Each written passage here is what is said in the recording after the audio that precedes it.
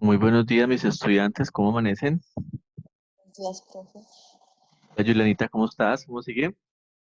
Ay, Bien. buenos días. Buenos días, Lorena, ¿cómo estás? Bien. Qué bueno, bueno.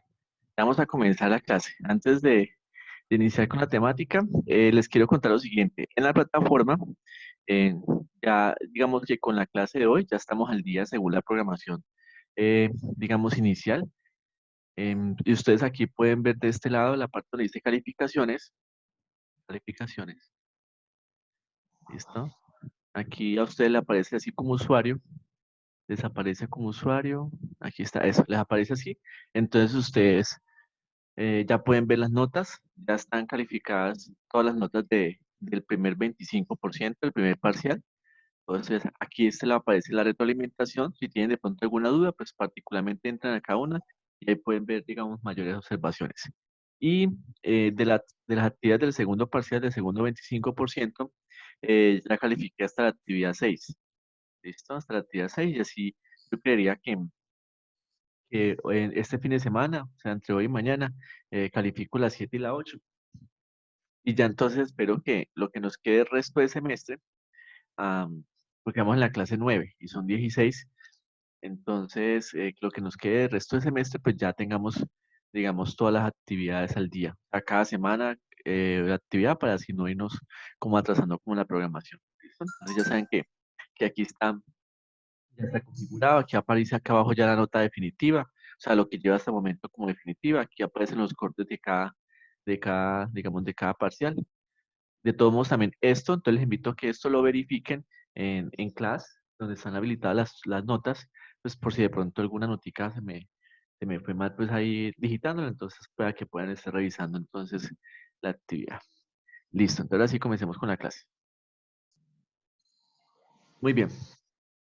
Para hoy tenemos políticas contables, estimaciones y errores. O sea, como tres temitas ahí en uno que son muy, muy interesantes y que tienen, digamos, una aplicación, digamos, muy particular en las entidades públicas. ¿Listo? Y terminado esto, hacemos la socialización de la actividad 8 que les dije la semana pasada, pues aclarando de pronto las dudas, ya que admito, el tema de la clase 8 era un poquito pesado, o sea, requería, digamos, de unos cálculos, pero hoy me recuerdo la dinámica. La dinámica era por lo menos hacer la proyección de lo que nos pedía, el ejercicio, y igual de todos modos aquí está el espacio para socializar.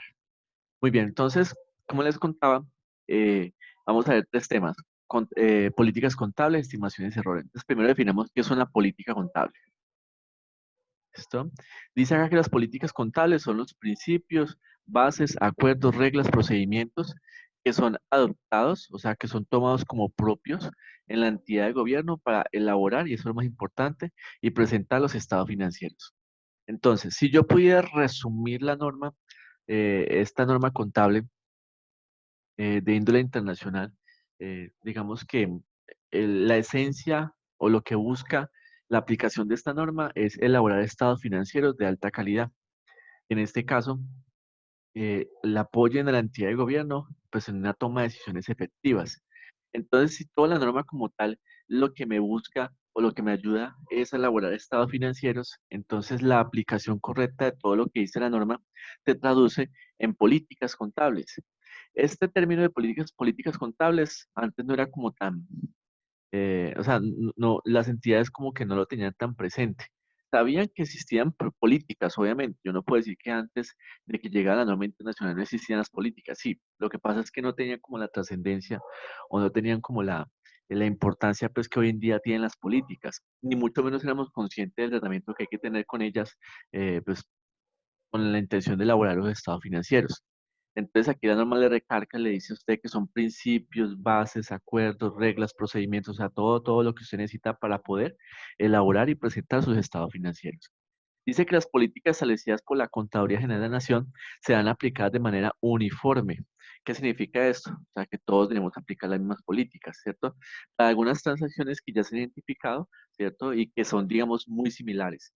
Entonces, recordemos que esta resolución 533 trae el marco contable para las entidades de gobierno, o sea, alcaldías, gobernaciones, distritos, entidades descentralizadas. O sea, son muy amplias. Entonces, decir que todos van a aplicar lo mismo, en teoría sí es cierto, lo que pasa es que depende, digamos, de la cantidad o la similitud que tenga las transacciones entre una entidad y otra, pero en esencia sí, es la misma. Y esa esencia se traduce pues como tal en políticas contables. Entonces, ese manual de políticas contables que contiene pues como tal todos esos principios, bases, acuerdos, fundamentos, todo eso, es como la bitácora o la guía, la cual debe aplicar la entidad de gobierno independientemente de quien esté allí ejerciendo, digamos, como el cargo pues de elaborar esos estados financieros. O sea que independientemente de la actividad que desarrolle la entidad de gobierno, pues se debe de sujetar a los mismos principios y de esa forma pues cumplir con la coherencia que exige como tal la norma. Entonces, con la llegada de las normas internacionales, tanto en el sector público como privado, este documentico de políticas contables comenzó a ser muy importante, tener mucha relevancia, al punto de que si, por ejemplo, yo fuera el contador de una empresa o de una entidad de gobierno y llegara nuevo pues aquí al cargo, a la empresa, lo primero que tendría que yo decir, bueno, ¿dónde están las políticas contables? Necesito conocerlas, necesito ver qué es lo que se definió para aplicación en esta entidad y de qué forma me debo sujetar a ellas, pues porque eso es lo que está definido. Listo. Dice acá, y esta es, digamos, una parte muy interesante porque dice que los cambios generados entonces aquí, o sea, las políticas pueden sufrir cambios, nunca las políticas van a ser estáticas, como que nunca van a cambiar, no, al contrario, se actualizan, se cambian. Entonces aquí menciona dos situaciones por las cuales puede llegar a ser, digamos, un cambio en las políticas contables. La primera dice que cambios en la regulación como tal. Em, no quiero entrar a la página en ese momento de la contaduría, pero si ustedes entraran a la página de la contaduría, ya les había contado a ustedes dónde está la página de la contaduría, contaduría.gov.co. Y dice que temporalmente fuera del servicio a la página de la contaduría. Bueno, ustedes encontrarán por allá una parte, yo les había contado a ustedes en clases pasadas, eh, que yo puedo ver cuál ha sido como la evolución o los cambios que ha sufrido la norma como tal.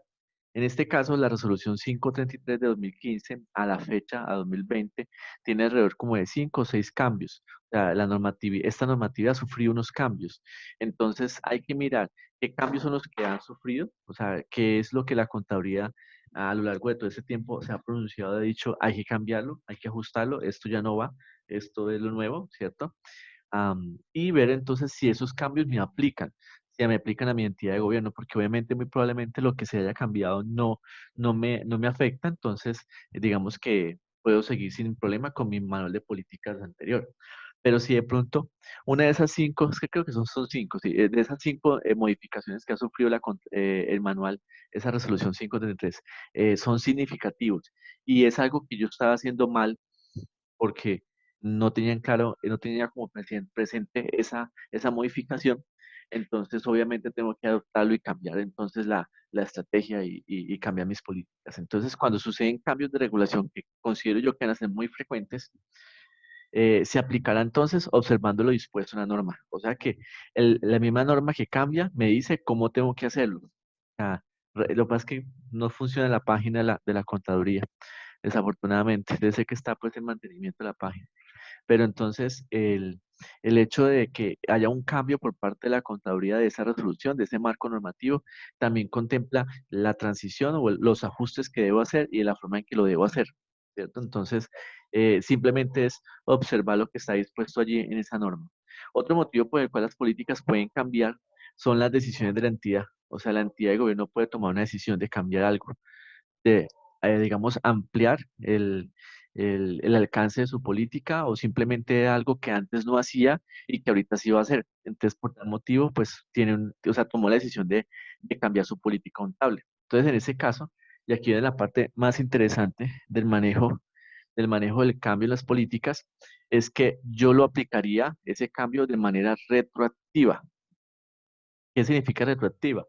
Significa que yo me debo devolver desde el momento uno, desde el momento que arrancó ese manual de políticas, a aplicar y cambiar la política desde ese momento y aplicarlo como si siempre hubiera existido esa nueva política. Entonces puede que sea un poquito complejo de entender, pero, pero tiene, digamos, su, su lógica en la manera en que como yo debo cumplir con la uniformidad, aquí dijimos uniformidad, entonces no puede haber una excusa para que en un periodo, digamos, inicial, los estados financieros reflejen una información y en otros periodos posteriores, pues refleje otra información distinta a causa de que las políticas contables sean distintas. Entonces no es posible. Entonces la norma dice, si usted va a hacer un cambio en la política contable, ya sea porque pues hubo su propia regulación, o sea, un cambio pues propio de la regulación, o usted tomó la decisión de actualizar las políticas, entonces tiene que devolverse, en pocas palabras, devolverse a, al principio y aplicar la política nueva como si siempre hubiera existido esa política. Entonces, es bien complejo porque casi que esto involucra viajes en el tiempo, por así decirlo, porque toca entonces ser conscientes de en qué momento de la historia, pues como tal de la contabilidad, de la aplicación de esas políticas, está sucediendo ese cambio y yo deba entonces devolverme con la intención de aplicarlo como si siempre hubiera existido esa política. Entonces, para entender esto mejor, les voy a dar aquí un ejemplo para que me entiendan cuál es la situación y quiero que me ayuden acá a responder esta pregunta. Cuando termines de ver el ejemplo, quiero que me ayuden aquí a responder esta pregunta. Entonces dice acá, dice, bajo el régimen de contabilidad precedente, o sea, que existía antes, el RCP, el régimen de contabilidad pública, la entidad había definido en su política contable para efectos del cálculo de la provisión, y aquí hay un término bien interesante que se llama provisión de cartera, las siguientes condiciones. Entonces, para explicarles más o menos el contexto, eso es lo que sucedía. Por ejemplo, la entidad de gobierno tenía una cuenta por cobrar. Y si esa cuenta por cobrar estaba vencida, o sea, no la habían pagado, ¿cierto? En 30 días, les aplicaban un 5% de esa cartera como provisión, ¿listo? Como gasto, porque estaban reconociendo el no poder cobrar esa cartera, ya que tenía 30 días de vencida. Lo mismo pasa cuando estaba vencida 60 días, entonces aplicaban un 30%, ¿cierto? Y así sucesivamente hasta llegar a 90 días con un 80%. Entonces, como ustedes pueden ver acá, esta política contable que existía antes decía, a mayor, digamos, tiempo de vencida la cartera y no poder recuperarlo, mayor era el riesgo y por lo tanto era mayor el gasto o el reconocimiento de la pérdida porque esa cuenta no la podíamos cobrar. Las entidades de gobierno, por ejemplo, en el caso de los impuestos, es mucho lo que causa y no toda la gente pues va a pagar, obviamente. Por ejemplo, los municipios cada año imprimen la factura del predial y es mucha, o sea, es esa cantidad impresionante de cuenta por cobrar que se genera. Y eso no significa que todos los contribuyentes el 1 de enero, el primer día hábil de enero, van a llegar allá a las oficinas de la alcaldía del banco a pagar la factura. O sea, es cierto que la gente no responde pues como quisiera las entidades de gobierno y es mucho lo que se queda causado. Hoy en día estamos, por ejemplo, 18 de abril, pues nos encontramos situaciones de que gente todavía está debiendo cartera vencida incluso de periodos anteriores. O sea, está debiendo periodos de 2017, 2016, ¿cierto? 2018, o sea, están debiendo de años atrás, sin contar la de este 2020, pues que ya está digamos, sobre el camino. Entonces la entidad de gobierno decía, bueno, yo no puedo mostrar en mi estado financiero una cuenta por cobrar que no voy a poder cobrar, que su expectativa real de cobro cada día se hace más lejos, porque mire que primero me debía 30 días, luego pasó 60 días, luego 90 días. Y eso es un ejemplo, porque realmente aquí nos preocupamos literalmente después de un año, ¿cierto? De 1, 5 años, de años, no pues para el ejercicio acá. Esta era la situación que existía antes, o sea, es todo lo que precedía antes de llegar a la norma internacional de las entidades de gobierno. Entonces las entidades dicen, no, no, no, no, pues afectemos los estados financieros, afectémoslos de forma tal que tratemos de mostrar una realidad, una realidad. ¿Y cuál es la realidad? Pues de que esta gente que no ha pagado y que está súper colgada, ¿cierto? En días, pues realmente hay un porcentaje que yo no voy a poder cobrar. Incluso, si por ejemplo, si nos vamos para el sector real, para el sector, digamos, comercial, privado, si yo les digo a ustedes, por ejemplo, préstenme 10.000 pesos que mañana le pago, y llega mañana y no le pago los 10.000 pesos, pues inmediatamente usted dice, no, eso no va a pagar. Como dice el cuento, echémosle tierra a eso, o anotemos en el libro de pérdidas. Eso he escuchado mucho que dice. Entonces, ahí ahí se genera, digamos, una estimación por parte de la empresa o de decir, no, esto no se va a cobrar, esto no va a cobrar.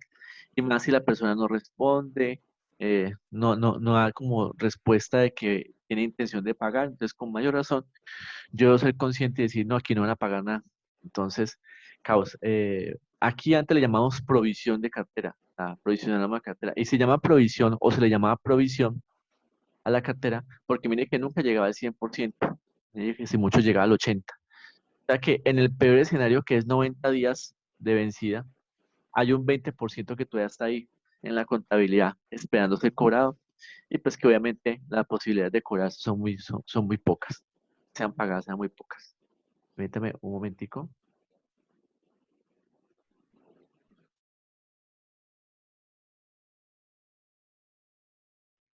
Listo. Entonces, se le llama así provisión porque no pueden llegar al 100%. O sea, desafortunadamente eso no llega al 100%. Entonces, porque si yo le llegaba al 100%, ya eso es una baja en cuentas.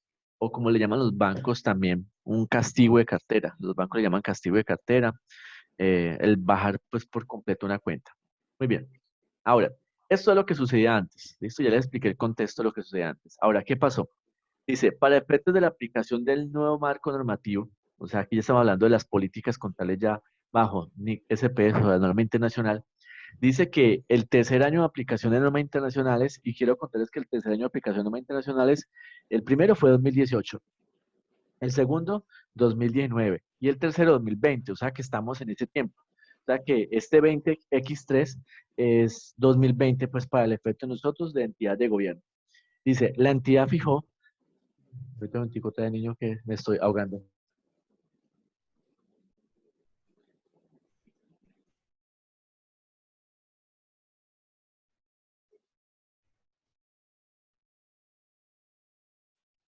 Listo, perfecto. Qué pena que es que siento que me está ahogando ahí sin poder tomar agua. Ok, entonces el 20X3 es el año 2020, el año actual. Y dice que en el pues en este caso para las entidades de gobierno, dice, la entidad fijó en su política contable, o sea que definió una política contable distinta a la que estaba antes, que para determinar el deterioro del valor de la cartera, entonces aquí ya habla un término nuevo, se llama deterioro. Entonces, en esencia es lo mismo que la provisión, o sea, deterioro es lo mismo que provisión, solo que yo aquí en la provisión tenía en cuenta que según el grado, digamos, de avance del vencimiento de la cartera, ¿cierto? Reconocía un porcentaje y esto era de forma general, o sea, para todas. Mira que aquí en ningún momento decía si la cartera de fulanito, si la cartera de penancito, o sea, no me especificaba a una persona en particular, simplemente decía cartera vencida 30 días, cartera vencida, o sea, ahí están todas, por esas fechas, ¿cierto? Era un porcentaje. Aquí en el deterioro, que es, digamos, en esencia lo mismo que provisión de cartera, aquí dice provisión de cartera, aquí dice deterioro de cartera, esto es lo mismo sino que antes se llamaba progresión y ahorita se llama deterioro. Entonces dice que en esencia es lo mismo, pero dice, se debe estimar su valor recuperable. Entonces aquí ya le pide una estimación. Y aquí no es tanto la probabilidad, pues como tal, de que no me pague. No, ¿cierto? Porque aquí era muy, o sea, era muy genérico. O sea, en teoría cualquier cuenta por cobrar que estuviera vencida más de tantos días era un porcentaje. Ahí no había como ningún ejercicio pues así como profundo de estimación, o sea, como que efectivamente se puede llegar a recuperar, lo puedo llegar a recuperar. Entonces aquí hacíamos un ejercicio de recuperar la cartera, o sea, cuánto podía efectivamente recuperarla. O sea, y para poder hacer este ejercicio de estimar su valor recuperable, tenía que hacer uso de matemáticas financieras. La matemática financiera ayuda, ¿cierto?, a calcular el valor presente de ese pago, ¿cierto?, que no se ha hecho y que de pronto no se habrá, ¿cierto?, utilizar una tasa de descuento. Entonces aquí ya hay como un procedimiento mucho más conciso, más, digamos, más fuerte que un simplemente multiplicar un porcentaje por un valor. Entonces aquí esto va mucho más allá. Entonces, aquí me exigía calcular, o sea, hacer un ejercicio matemático financiero para poder llegar a ese valor recuperable. Dice, cuando existía, y aquí hay una parte más interesante, indicios de deterioro. O sea, como quien dice, debo yo estar muy seguro, debo estar muy seguro de que esa cuenta por cobrar realmente no me la van a pagar. porque desafortunadamente el hecho de que la cuenta esté vencida no significa que no se va a pagar. Por ejemplo, yo aquí en mi caso, en mi casa, yo tengo aquí debajo del teclado del computador las facturas de los que tengo que ir pagando en este mes. Entonces, cuando yo comienzo a ver pues que hay mucha factura aquí o que ya se acerca la fecha, yo saco de la factura debajo del teclado y hago entonces el pago. Yo las tengo aquí, las tengo acá debajo del teclado. Esa es como mi, mi, digamos, mi cajita de, de lugar de donde pago las facturas, porque aquí sé que en el computador me siento y pago todo por internet. Entonces, del hecho de que no tenga facturas aquí debajo, o sea, que en ese momento no tenga ninguna factura aquí debajo, pues una de dos, o fue porque ya las pagué o porque no han llegado a la factura, ¿cierto? Pero entonces uno comienza a decir, ah, no es que no me ha llegado la factura. Entonces yo busco por internet y descargo la factura y miro si efectivamente ya salió la factura o es que salí beneficiado con el no pago la factura, qué sé yo. Entonces hago entonces el respectivo pago si es que no me ha llegado la factura en físico. Entonces la imprimo y la pago. Sí, entonces mire que para la persona que está del otro lado, ella tiene que mirar si efectivamente yo voy a pagar o no a pagar, si he mostrado o he manifestado alguna, digamos, situación que me diga que no pueda pagar. Entonces dice, ah, claro, mire, a pesar de que la factura lleva vencida 30 días, el cliente se comunicó con nosotros y dijo, vea, denme un placito, lo que pasa es que todavía no me han pagado, pues por esa situación o por aquella otra situación, no me han pagado todavía, pero yo sí lo voy a pagar, o sea, mi intención es pagar la factura. Entonces, a pesar de que esté vencida incluso de 60 días, qué sé yo, o sea, que tenga ya un tiempo de vencido, yo manifiesto mi voluntad de pagar. Le apuesto que si yo no pago mi factura del banco, me llaman en el banco a preguntarme, señor Eina Ramírez, su factura se debió haber sido pagada el 15 de abril y estamos a 18 porque no ha pagado. Entonces yo tengo que manifestarle mi voluntad de pagar, o sea, yo sí lo voy a pagar, lo que pasa es que en ese momento no tengo plata, pero, y me comprometo, incluso le piden a usted una fecha tentativa de pago, usted dice, no, yo espero pagarla ahorita para el 20 o para más tarde a final de mes. Entonces ellos allá en su registro ponen allá chulito de que Eina efectivamente se comprometió para pagar a final de mes, a pesar de que está vencida, ¿cierto? A pesar de que está vencida. Entonces, ahí hay indicios que dicen de que a pesar de que están vencidas, sí hay una estimación, digamos, razonable de que se puede llegar a recuperar la factura. Diferente fuera que me llaman y no contesto, o me mandan comunicaciones y tampoco respondo. Yo creo que lo peor que puede haber en una situación de estas es como que, o sea, aplicar el silencio, ¿no? Si ustedes llegan a tener alguna dificultad económica y el banco los llama, respondan, díganle la verdad, o sea, qué es lo que ha sucedido y verá que así ustedes evitan el problema porque esa gente es capaz de llamar a usted 1000 veces en el día hasta que usted conteste. Que al fin y al cabo esa es su tarea, llamarlo y contestarlo y ponerse en contacto con usted. Y como ellos ven que usted no se pone en contacto, pues ellos sencillamente venden la cartera a un abogado para que el abogado se encargue de cobrarla y ese sí que es más intimidante todavía con el cobro. Entonces, ahí es esta evaluación, esa estimación de que exista indicios de deterioro es lo que me hace diferenciarlo en parte también del ejercicio que hacíamos antes de provisión, porque aquí yo no tenía que revisar ningún indicio más allá del vencimiento. O sea, para mí, ¿qué mayor indicio de que no me ha pagado hace 30 días, 60 días, 90 días? O sea, para mí ese es el único indicio. Pero es posible que la persona, me pasó una vez, que la persona, por ejemplo, se vaya del país de vacaciones, qué sé yo, y se fue 60 días de vacaciones, ¿no? Supongamos. O estaba enfermo y no pudo pagar, pero apenas se recuperó, vino al país, pagó las facturas y ya. Entonces, ay, sí, qué pena es que me fui fuera del país, así como imprevisto y no pude pagar la factura antes de irme. Entonces, ahí. Entonces, no crean que el simple hecho del vencimiento ya es indicio de que no van a pagar, no. Yo diría que hay que ahondar mucho más en ese aspecto. Entonces, la entidad tiene que verificar si efectivamente existen indicios. Y si sí los hay, o sea, si la persona realmente manifiesta no pagar porque dice no voy a pagar, o pues sencillamente no responde, no hay forma, digamos, de establecer contacto con la persona, entonces ahí sí puede decir, existe deterioro y en ese caso, pues debo calcular entonces, estimar el valor recuperable para saber cuánto he perdido y cuánto es lo que realmente voy a recuperar. ¿Listo? Entonces acá, la entidad registrará un gasto, perdón, un gasto, por concepto de deterioro de valor. O sea que aquí sí es igual a este caso, el anterior. El anterior, esta provisión era un gasto y este deterioro sigue siendo un gasto, una pérdida, ¿no? Entonces, mire que cambió la política, cambió la política. Antes lo hacía de esta forma, ahorita lo hace de esta otra. Aquí es mucho más complejo, es mucho más, digamos, hay que hacer un ejercicio mucho más allá de simplemente calcular un porcentaje. hay que hacer un cálculo matemático financiero que me ayude a traer a valor presente esa cartera, ¿cierto? Utilizando una tasa de descuento, que es la tasa, que en el caso de las entidades públicas utilizamos los TES. Los TES son los títulos de valor, los títulos de tesoro de Colombia, son unos bonos que tiene el Estado, que nos ayuda pues como a hacer a dar claridad, un rendimiento mínimo que tendrían los recursos en el sector público. Listo, entonces les hago la pregunta, niños. Entonces, cómo afecta este cambio la presentación de la información financiera? Entonces, piensen ahí un momentico cómo afectaría, o sea, cómo afectaríamos este cambio. ¿Listo? Y ya lo respondemos entonces acá. Miremos entonces si ya llegaron todos. Carolina está por aquí. Ay, ¿quién es Julio?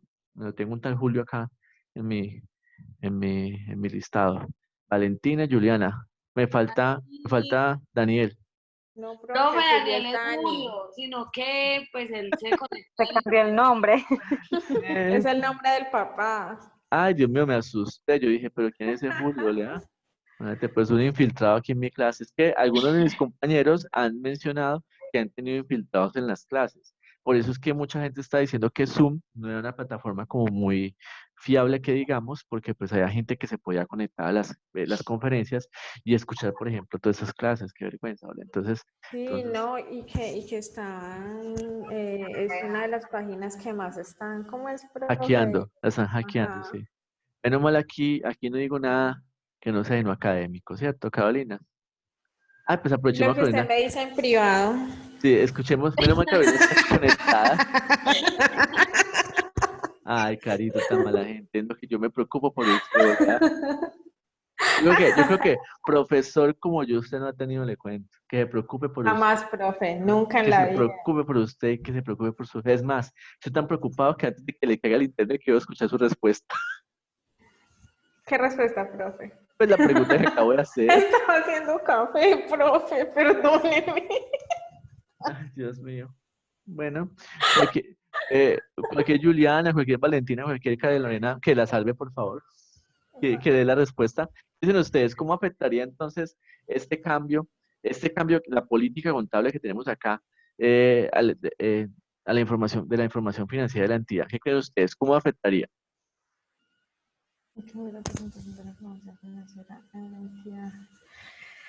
Ay, profe, no sé. ¿Mm? No, no pueden. Bueno, les voy a ayudar con esta primera, pero ustedes me ayudan con la otra, por favor. ¿Listo? A suceder lo siguiente, niños. ¿Listo? Dice que la afectación, ¿cierto?, de este cambio será de forma retroactiva. Y ojo pues con eso, retroactiva. ¿Desde cuándo? Desde el periodo 20X1. O sea, como quien dice, a mí me toca devolverme al año 20X1, o sea, 2018, 20X2, 2010, ay, venga, qué pena, 2000, sí, 20X1, 2018, 20X2, 2019 y 20X3 y 2020. O sea que me toca volverme 3 años atrás, en el 2018, y volver a respesar toda mi cartera, o sea, toda mi cartera, utilizando esta política de el valor, el deterioro, ¿listo? No la de provisión. O sea que me toca devolverme periodos anteriores y mirar entonces la diferencia. Y voy a poner aquí un simple ejemplo. Vamos a suponer que mediante esta política de la provisión de cartera, el gasto por depreciación, disculpe, el gasto por deterioro, disculpe, mediante la provisión de cartera, el gasto, ¿cierto? De esa no recuperación de cartera, vamos a suponer que era 1 millón de pesos. Vamos a suponer que es 1 millón de pesos acá. 1 millón de pesos. Que por el 30% era, era 800.000 pesos. Y que por el 5% vamos a poner que es menos. Vamos a poner 250. O sea que esto en total, no podría acá al frente. Listo, entonces, 1 millón más 800 más 250. Ahí está, 2.050.000. Entonces aquí, ¿cierto? 2.050.000, ¿cierto? Esto era lo que estaba antes. O sea, esto que estoy copiando aquí es lo que estaba antes, mediante la metodología de provisión de cartera. ¿Listo? Pero entonces, como yo cambié la política y ya tengo que hacer es una estimación del valor recuperable para cálculos de deterioro, entonces me dice que ya no son 2.050.000, sino que son 2 millones. ¿Listo? Son 2 millones. Entonces, ¿qué debo hacer yo en ese caso? Entonces, debo ajustarlo. ¿Debo ajustarlo en cuánto? Pues si por medio del deterioro son 2 millones y yo aquí tengo 2.050.000, entonces, ¿qué es lo que hago? Pues muy sencillo, ajusto los 50 que están por demás. ¿Listo? Ajusto los 50 que están por demás. Pero si hay que traer el contrario, a mí me da 2.050.000, pero por el método, aquí la nueva política, la estimación del valor recuperable, me da 2.500.000, entonces ajusto los 450 que le faltan.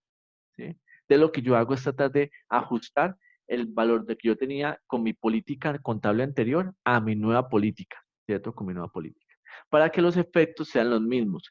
Pero esos efectos se tienen que hacer de forma retroactiva. O sea, en pocas palabras, me toca devolverme, ¿cierto? Me toca devolverme hasta el primer año y aplicar la política como si hubiera existido siempre la política. ¿Listo? Entonces, miren que es un trabajo bien engorroso. Yo creo que cuando yo le digo a un contador que toca devolverse y corregir, como que dice, ay, no, ¿cómo así? O sea, entienden que la situación es la más compleja, que es el peor escenario que se pueden llegar a imaginar. Porque obviamente, pues en el sector público todo es como mucho más restringido y decir que vamos a devolvernos para corregir algo es como complejo, ¿listo? Pero bueno, así es la política contable. Muy bien. Entonces, mire que al fin y al cabo todo esto habla era de cambios en las políticas contables, cambios. Ahora miremos entonces las estimaciones. ¿Qué significan estimaciones? Dice acá, estimaciones. Una estimación contable es un mecanismo, aquí, o sea, es una técnica, una herramienta que utiliza en la contabilidad. ¿Para qué? Para que la entidad pueda medir un hecho económico, ¿cierto? Medir un hecho económico. O sea, que yo necesito darle valor a una transacción, a un hecho económico, ¿cierto? Utilizo este mecanismo que se llama estimación, pero no cualquier tipo de hecho económico.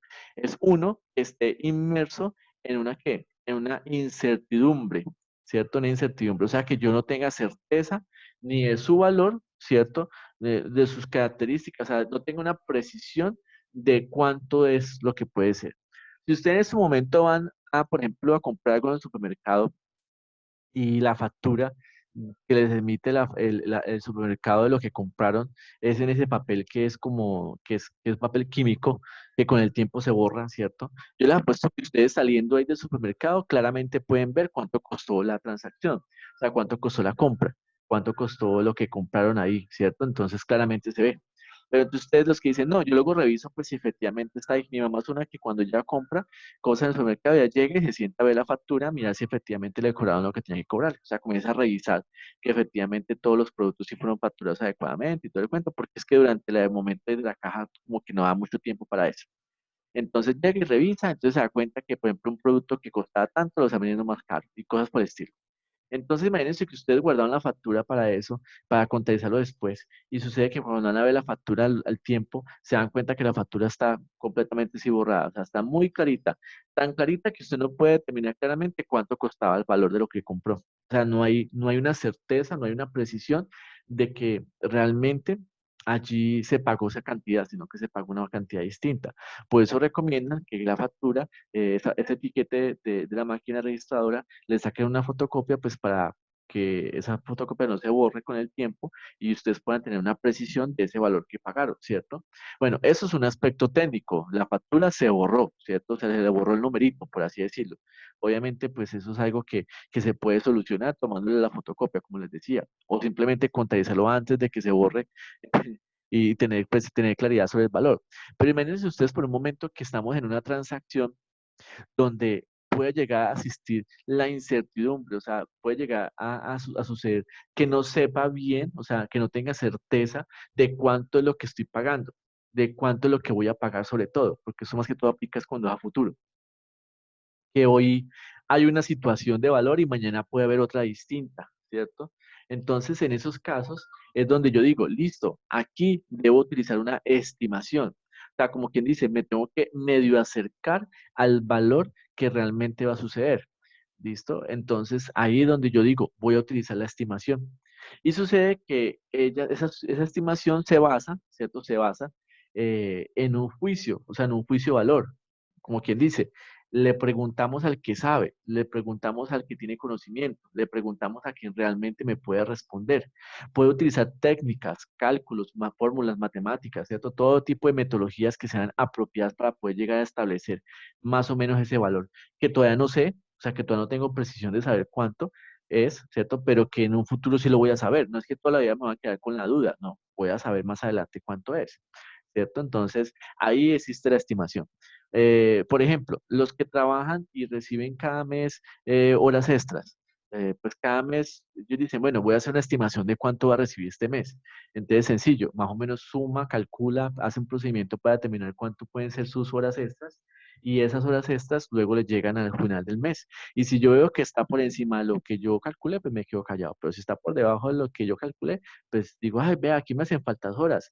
Entonces comienzan pues el debate, veas que me faltó, que no está todo completo, ta, ta, ta. Entonces en la contabilidad pues es mucho más complejo. Dice que el uso de estimaciones razonables no menoscaba, o sea, el hecho de que usted se anticipe ese valor y lo estime, lo calcule, o sea, lo proyecte, ¿cierto? No dice que, o sea, no es menos la contabilidad, ¿cierto? Al contrario. Eh, las estimaciones son muy frecuentes en la contabilidad y son necesarias, porque prefiero mil veces tener un valor estimado a no tener ese valor, ¿cierto?